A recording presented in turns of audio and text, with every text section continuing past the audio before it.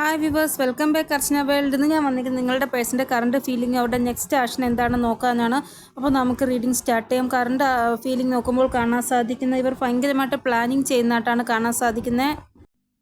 ഒബ്സ്റ്റിക്കൽസിൽ നിന്ന് എങ്ങനെയെങ്കിലും പുറത്ത് വരണം എന്നുള്ള പ്ലാനിങ് ആണ് ഇവർ ചെയ്തിരുന്നത്.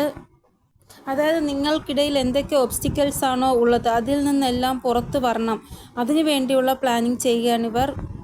ഇവിടെ ഉറപ്പായിട്ടും ഇവർ ഈ ഒരു സിറ്റുവേഷനിൽ നിന്ന് പുറത്ത് വരുന്നതായിട്ടാണ് കാണാൻ സാധിക്കുന്നത്. നിങ്ങൾക്ക് ന്യായം ഉണ്ടാകുന്നതായിട്ടും കാണാൻ സാധിക്കുന്നു. ഇപ്പോൾ നിങ്ങളുടെ പേഴ്സൺ ഭയങ്കരമായിട്ട് ശ്രമിക്കുന്നുണ്ട് എങ്ങനെയെങ്കിലും ഈ ഒരു സിറ്റുവേഷനിൽ നിന്ന് പുറത്ത് വരുവാനായിട്ട്. ഇവിടെ നിങ്ങളുടെ പേഴ്സൺ ഇതിൽ നിന്ന് പുറത്ത് വരുമോ എന്ന് നോക്കുമ്പോൾ കാണാൻ സാധിക്കുന്നത് ഇവിടെ വരുമെന്നാണ് കാണാൻ സാധിക്കുന്നത്. ഇവിടെ എന്തൊക്കെ തടസ്സങ്ങളാണോ, തേർഡ് പാർട്ടി സിറ്റുവേഷൻ ആണോ, അതിൽ നിന്നെല്ലാം 100% നിങ്ങളുടെ പേഴ്സൺ പുറത്ത് വരുമെന്നാണ് ഇവിടെ കാണാൻ സാധിക്കുന്നത്. ഇവിടെ പുറത്ത് വരിക മാത്രമല്ല, ഒരു സ്റ്റെബിലിറ്റി ഇവർക്ക് കിട്ടുന്നതായിട്ടും കാണാൻ സാധിക്കുന്നു. ആ ഒരു സ്റ്റെബിലിറ്റി നിങ്ങൾക്ക് ഓഫർ ചെയ്യുകയും ചെയ്യുന്നു.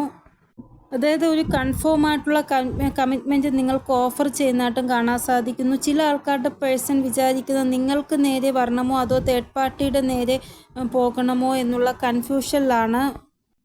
ഇവിടെ നിങ്ങളുടെ പേഴ്സൺ നിങ്ങൾക്ക് നേരെയാണ് വരുന്നത്. അതായത് ഈ ഒരു വീഡിയോ കണ്ടതിന് ശേഷം നിങ്ങളുടെ പേഴ്സൺ നിങ്ങൾക്ക് നേരെ ആക്ഷൻ എടുക്കുന്നു എങ്കിൽ കുഴപ്പമില്ല. അല്ല ഓപ്പോസിറ്റ് ഡയറക്ഷനിലോട്ടാണ് പോകുന്നത് എങ്കിൽ ഈ ഒരു കാര്യം നിങ്ങളുടെ മനസ്സിൽ വയ്ക്കേണ്ടതാണ്. അതായത് നിങ്ങളുടെ കർമ്മഫലമാണ് നിങ്ങൾ അനുഭവിക്കുന്നത് എന്ന്, കർമ്മയുടെ ആ ഒരു ട്രിഗറാണ് നിങ്ങൾക്ക് ലഭിക്കാൻ പോകുന്നത് എന്നാണ് നിങ്ങൾ മനസ്സിൽ വിചാരിക്കേണ്ടത്.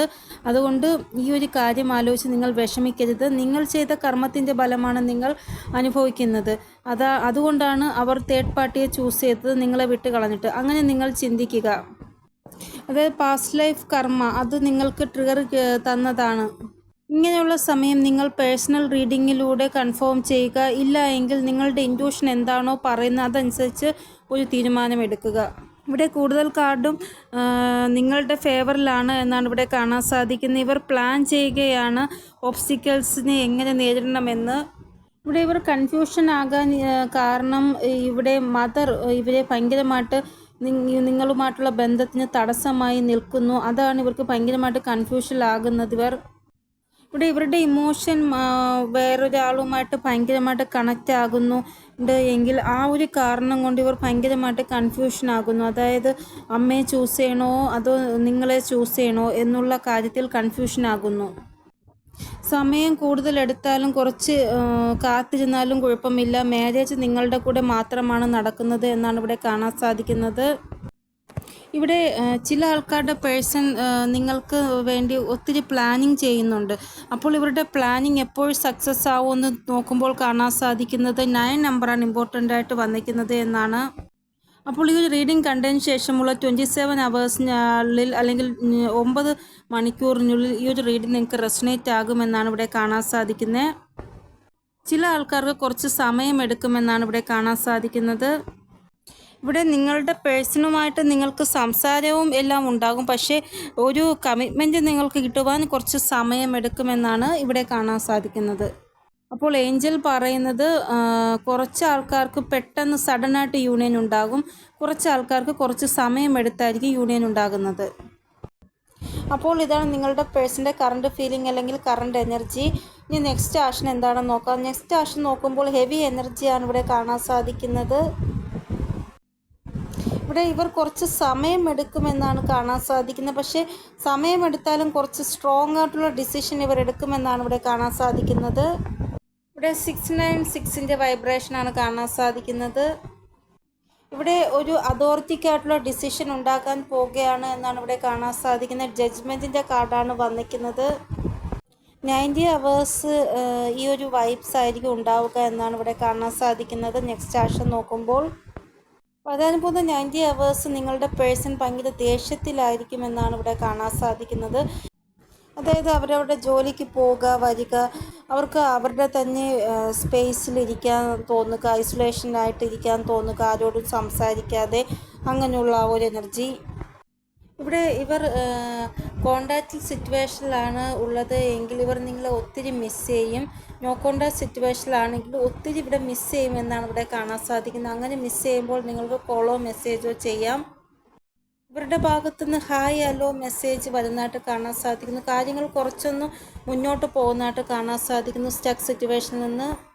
ഇനി വരാൻ പോകുന്ന 19 അവേഴ്സിനുള്ളിൽ അല്ലെങ്കിൽ 3 ദിവസത്തിനുള്ളിൽ നിങ്ങളുടെ പേഴ്സൺ നിങ്ങളോട് പറയുകയാണ്, നമുക്ക് ഈ ഒരു ബന്ധത്തിൽ മുന്നോട്ട് പോകാൻ സാധിക്കുകയില്ല, ഞാൻ തോറ്റുപോയി എന്നാണ് എനിക്ക് തോന്നുന്നത്, നമുക്ക് നല്ല സുഹൃത്തുക്കളായിട്ടിരിക്കാം എന്നൊക്കെ പറയുകയാണ് എങ്കിൽ അത് നിങ്ങളുടെ പേഴ്സൺ നിങ്ങളുമായിട്ട് അകലുവാൻ ശ്രമിക്കുന്നതായിട്ടാണ് കാണാൻ സാധിക്കുന്നത്. നിങ്ങളുടെ ഭാഗ്യത്തിൽ നിങ്ങളുടെ പേഴ്സൺ ഇല്ല, അതുകൊണ്ടാണ് അവർ നിങ്ങളിൽ നിന്ന് സെപ്പറേറ്റ് ആയി പോകുന്നത്. അതായത് നിങ്ങളും നിങ്ങളുടെ പേഴ്സണും തമ്മിലുള്ള ബന്ധം ഒരു കാർമിക് ബന്ധമായിരുന്നു. അതുകൊണ്ടാണ് അവർ നിങ്ങൾക്ക് ട്രിഗർ തന്നിട്ട് നിങ്ങളിൽ നിന്ന് പോകുന്നത്. ഇനി ഈ ഒരു സമയത്തിനുള്ളിൽ നിങ്ങളുടെ പേഴ്സണുമായിട്ട് നിങ്ങൾക്ക് യൂണിയൻ ഉണ്ടാകുന്നുണ്ട് എങ്കിൽ അത് നിങ്ങളുടെ പേഴ്സൺ നിങ്ങളുടെ കാർമിക് പാർട്ട്ണർ അല്ല എന്നുള്ള രീതിയിലുള്ള ആ ഒരു ഇതാണ് യൂണിയൻ നിങ്ങളുമായിട്ട് ഉണ്ടാവാൻ കാരണം. അപ്പോൾ നിങ്ങൾക്കൊരു ജഡ്ജ്മെൻറ്റ് കിട്ടുന്നതാണ്. അതായത് വരാൻ പോകുന്ന ഫ്യൂച്ചർ നിങ്ങളുടേത് എങ്ങനെയായിരിക്കും, നിങ്ങളുടെ പേഴ്സൻ്റെ കൂടെയാണോ അതോ നിങ്ങളുടെ പേഴ്സൺ നിങ്ങളെ ഉപേക്ഷിച്ചിട്ട് പോകുമോ എന്നുള്ള കാര്യത്തിൽ ഒരു തീരുമാനം എടുക്കുവാൻ നിങ്ങൾക്ക് സാധിക്കുന്നതാണ്.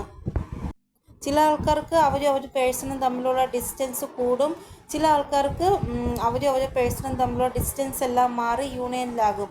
അങ്ങനെ 2 എനർജിയാണ് ഇവിടെ കാണാൻ സാധിക്കുന്ന വരാൻ പോകുന്ന സമയത്തെ. ഇതുകൂടാതെ വരാൻ പോകുന്ന 3 ദിവസത്തിനുള്ളിൽ നിങ്ങളുടെ പേഴ്സൻ്റെ ഭാഗത്തു നിന്ന് എന്തെങ്കിലും ഒരു സത്യാവസ്ഥ നിങ്ങളുടെ മുന്നിൽ വരുന്നതായിട്ട്, അതായത് നിങ്ങളോട് ഹൈഡ് ചെയ്ത് വെച്ച കാര്യം നിങ്ങളുടെ മുന്നിൽ വരുന്നതായിട്ടും കാണാൻ സാധിക്കുന്നു നിങ്ങളുടെ പേഴ്സൻ്റെ. അപ്പോൾ ഇതാണ് നിങ്ങളുടെ പേഴ്സൻ്റെ നെക്സ്റ്റ് ആക്ഷൻ. ഇനി ഏഞ്ചൽ ഗൈഡൻസ് എന്താണെന്ന് നോക്കാം. ഫസ്റ്റ് മെസ്സേജ്, നിങ്ങളുടെ സെൻസസിനെ നിങ്ങൾ അവേക്കനിങ് ചെയ്യാനാണ് ഇവിടെ ഏഞ്ചൽസ് പറയുന്നത്. അതായത് ഏതെങ്കിലും രീതിയിൽ നിങ്ങൾക്ക് എന്തെങ്കിലും സൂചന ലഭിക്കുന്നുണ്ട് എങ്കിൽ അതിനെക്കുറിച്ച് കൂടുതൽ മനസ്സിലാക്കാൻ ശ്രമിക്കുക. നെക്സ്റ്റ് മെസ്സേജ്, നിങ്ങളുടെ സോഷ്യൽ സർക്കംസ്റ്റ് അവസാനിക്കുന്നതായിട്ട്, അതായത് നിങ്ങൾക്ക് കുറേ ആൾക്കാരുമായിട്ട് ഫ്രണ്ട്സ് ഉണ്ട്, അതായത് ഒത്തിരി പേരായിട്ട് നിങ്ങൾക്കൊരു ഫ്രണ്ട് സർക്കിൾ തന്നെ ഉണ്ട്. പക്ഷേ പെട്ടെന്ന് അവർക്ക് തോന്നുന്നത് നിങ്ങൾ മറ്റുള്ളവരിൽ നിന്ന് വ്യത്യസ്തരാണ് എന്ന്. അപ്പോൾ പെട്ടെന്ന് നിങ്ങളുടെ ആ ഒരു സോഷ്യൽ സർക്കംസ്റ്റ് ഇല്ലാതാവുന്നതായിട്ട് കാണാൻ സാധിക്കുന്നു. ആൾക്കാർ നിങ്ങളോട് പറയും, നിങ്ങൾ മുന്നത്തെ പോലെ അല്ലല്ലോ, ഇപ്പോൾ നിങ്ങൾ മാറിപ്പോയല്ലോ എന്ന് നിങ്ങളോട് സംസാരിക്കും. നെക്സ്റ്റ് മെസ്സേജ്, നിങ്ങളുടെ ഇന്ദ്രിയങ്ങളെ നിങ്ങൾ കുറച്ചും കൂടെ നല്ല രീതിയിൽ ജാഗരൂകരാക്കുവാനാണ് പറയുന്നത്. കണ്ണുകൊണ്ട് കാണാൻ സാധിക്കുന്നു, കാതുകൊണ്ട് കേൾക്കാൻ സാധിക്കുന്നു, നാക്കുകൊണ്ട് രുചി അറിയാൻ സാധിക്കുന്നു. അപ്പോൾ അതേപോലെ പല കാര്യങ്ങളും നിങ്ങളുടെ ചുറ്റിലും നടക്കുന്നുണ്ട്. അതിനെക്കുറിച്ച് കൂടുതലായിട്ട് നിങ്ങൾ ശ്രദ്ധ കേന്ദ്രീകരിക്കുവാനാണ് ഏഞ്ചൽസ് പറയുന്നത്. പല കാര്യങ്ങളും നിങ്ങൾ വിട്ടുപോകുന്നു. നിങ്ങൾക്ക് എന്തെങ്കിലും ഒരു രീതിയിലുള്ള ഒരു സൈനായിരിക്കും അത്, പക്ഷെ നിങ്ങളത് കാണാതെ പോകുന്നു. അപ്പോൾ നിങ്ങളുടെ കൺമുന്നിലുള്ള കാര്യങ്ങൾ പലതും നിങ്ങൾ കാണാതെ പോകരുത്, എല്ലാം ശ്രദ്ധിക്കുവാനാണ് ഏഞ്ചൽസ് പറയുന്നത്. ഇവിടെ നിങ്ങളുടെ ബ്ലോക്കായിട്ടുള്ള ചക്രാസിനെ ഹീൽ ചെയ്യുമ്പോൾ തന്നെ നിങ്ങൾക്ക് മനസ്സിലാക്കുവാൻ സാധിക്കുന്നതാണ് നിങ്ങൾ ശരിയായ വഴിയിലാണോ പോകുന്നത് അതോ തെറ്റായ വഴിയിലാണോ പോകുന്നത് എന്ന്. അപ്പോൾ ഇതാണ് എൻ്റെ റീഡിങ്. നിങ്ങൾക്ക് എന്തെങ്കിലും ഗൈഡൻസ് കിട്ടിക്കാണുമെന്ന് വിചാരിക്കുന്നു എൻ്റെ റീഡിങ്ങിലൂടെ. ഇനിയൊരു പുതിയ റീഡിങ്ങുമായി വരുന്നത് വരെ എല്ലാവർക്കും ബൈ. ഓം നമഃ ശിവായ. Thank you so much.